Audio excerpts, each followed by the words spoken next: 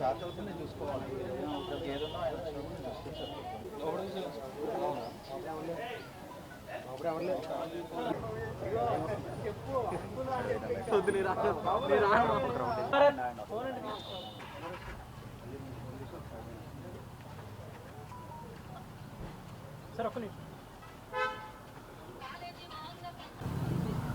అందరికీ నమస్కారం. కోట శ్రీనివాసరావు గారు నా తోటి నటుడు. ఆయన అకాల మరణం చెందిన రోజున నేను హైదరాబాద్లో లేను. దాదాపు ఒక 1000 మైళ్ళ దూరంలో ఉన్నాను. అది తెలిసి దిగ్భ్రాంతి చెందాను. అంటే కన్నప్ప సినిమా రిలీజ్ అయిన రోజున ఫోన్ చేసి,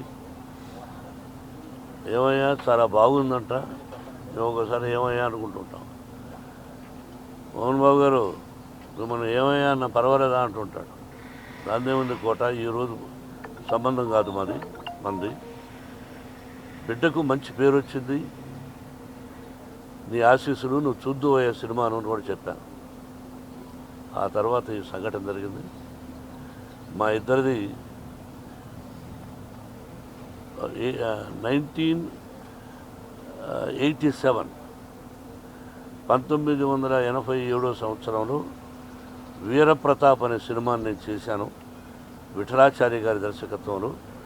దానిలో మాంత్రికుడి వేషానికి పిలిపించి గెటప్ వేసి ఆ పిక్చర్లో మెయిన్ విలన్గా అవకాశం ఇచ్చాను. నా బ్యానర్లో, బయట బ్యానర్లో కానీ మేము కలిసి చాలా పిక్చర్స్ చేశాం. ఒక గొప్ప నటుడు, ఏ డైలాగునైనా అవలీలగా చెప్పగలడు. అటు విలన్ గాను, కామెడీ గాను, ఒక డిఫరెంట్ టైప్ ఆఫ్ మాడ్యులేషన్లో చెప్పగలిగిన మంచి నటుడు మన కోట శ్రీనివాసరావు. నా కుటుంబానికి అతి సన్నిహితుడు. అతని మరణం నా కుటుంబానికే కాక సినిమా పరిశ్రమకు కూడా చాలా తీరని లోటు.